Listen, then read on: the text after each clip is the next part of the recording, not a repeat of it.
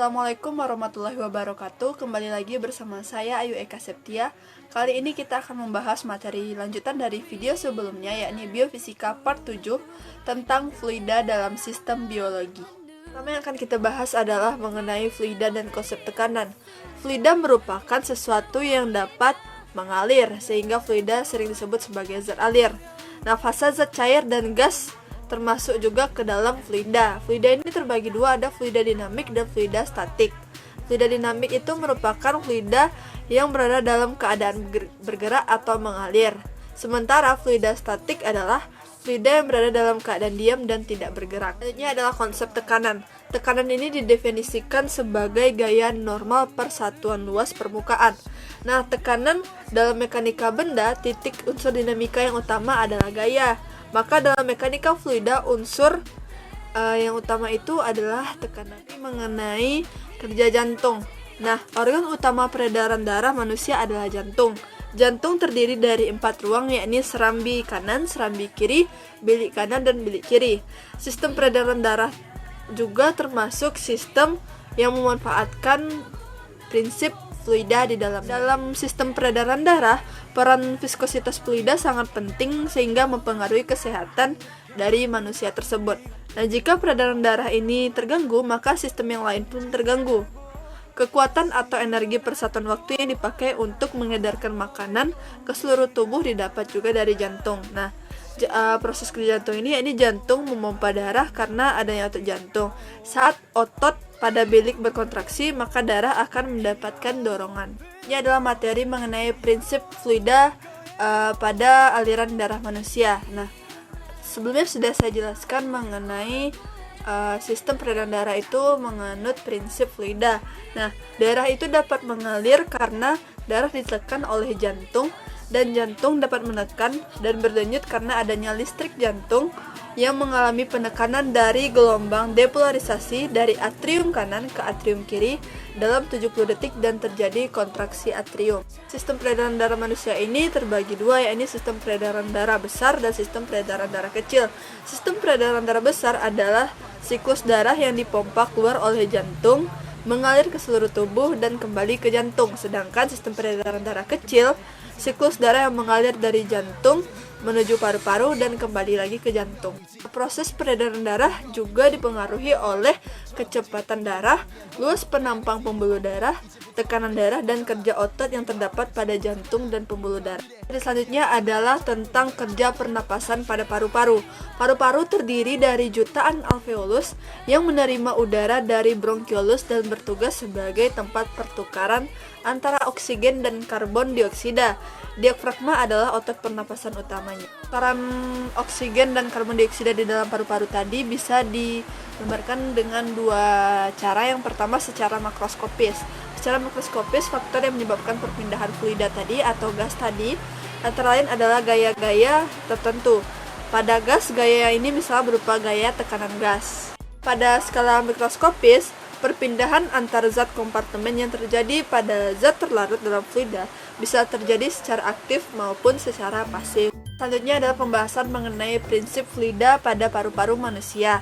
Nah, di paru-paru terjadi pertukaran oksigen dan karbon dioksida yang sebelumnya sudah kita bahas. Nah, oksigen dan karbon dioksida ini kan berupa gas, berarti segala hal yang dapat mengalir, baik itu gas, zat cair, itu termasuk fluida. Oksigen yang kita hirup kemudian dibawa oleh darah ke jantung dan ke seluruh tubuh. Sementara karbon dioksida akan dikeluarkan lewat tenggorokan dan berakhir di rongga hidung ketika kita menghembuskan nafas. Ini adalah materi tentang contoh penerapan prinsip fluida pada alat kesehatan. Yang pertama, yakni alat pengukur tensi atau yang biasa kita sebut dengan tensimeter. Nah, prinsip kerja alat pengukur tekanan darah ini sama dengan U-tube manometer. Manometer adalah alat pengukur tekanan yang menggunakan tinggi kolom atau tabung yang berisi liquid statik untuk menentukan tekanan. Nah, manset yang dipasang untuk tekanan darah itu mengikat atau mengelilingi lengan dan kemudian ditekan. Nah, dengan tekanan tersebutlah arteri lengan atau brachial kemudian secara perlahan tekanannya diturunkan. Selanjutnya adalah pada alat yang dinamakan PCA pump. PCA pump adalah kependekan dari Patient Controlled Analgesia yang mana alat ini di dalamnya berisi obat penghilang rasa nyeri atau yang langsung terpasang pada pembuluh darah melalui selang infus. Nah, PCA pump digunakan untuk memasukkan cairan obat sesuai dengan settingan yang telah diatur oleh operator, yang dikendalikan oleh pasien melalui tombol genggam yang terhubung pada mesin PCA pump. Nah, materi selanjutnya adalah tentang penerapan fluida pada burung. Nah, mengapa burung bisa terbang? Agar benda bisa terbang, tekanan udara yang di atas permukaan benda harus lebih kecil daripada bagian bawahnya. Nah, jika kita perhatikan sayap burung atau airfoil yang dimiliki oleh burung, kita bisa melihat bahwa tekanan di bagian atasnya itu lebih kecil dibanding bagian bawahnya. Hal ini berlaku yang namanya gaya angkat pesawat dan prinsip Bernoulli. Prinsip Bernoulli ini dipelajari oleh Daniel Bernoulli pada tahun 1700 hingga 1782 Masehi. Ketika kecepatan fluida tinggi, maka tekanannya rendah, dan sebaliknya ketika kecepatan fluida rendah, maka tekanannya tinggi. Adalah materi pembahasan tentang kontinuitas pada ikan sumpit atau ikan pemanah. Nah, di sini berlaku yang namanya persamaan kontinuitas.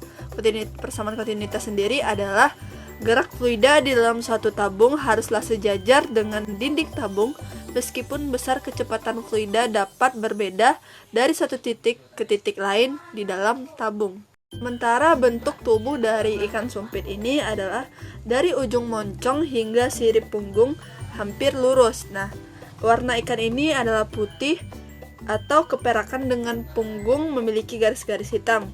Biasanya terdiri dari 5-7 garis, memiliki mulut dengan bentuk protektil dengan rahang bawah menonjol, dan ukuran tubuhnya umumnya kecil. Nah, ikan pemanah ini sesuai dengan namanya, ia bisa mengeluarkan air atau semburan air dari moncongnya. Karena keistimewaan ikan pemanah tadi yang dapat mengeluarkan air, semburan air dari moncongnya, hal ini berlaku dengan teorema Torricelli. Teorema Torricelli ini pertama kali ditemukan oleh Evangelista Torricelli. Teorema ini berfungsi untuk menghitung kecepatan semburan air pada lubang kecil di sebuah tangki. Adalah materi tentang peran fluida dalam peristiwa fotosintesis pada tumbuhan. Nah, fotosintesis berasal dari kata foton yang berarti cahaya dan sintesis yang berarti penyusunan. Proses ini mengubah energi dari cahaya matahari menjadi energi kimia. Prinsip fluida pada fotosintesis ini terjadi ketika air itu termasuk ke dalam fluida. Jadi air adalah medium biologis di bumi. Air adalah penyusun pokok dari sel tumbuhan, baik di vakuola maupun di dinding selnya, dan hampir setiap proses pada tumbuhan dipengaruhi oleh suplai air, baik secara langsung maupun tidak langsung.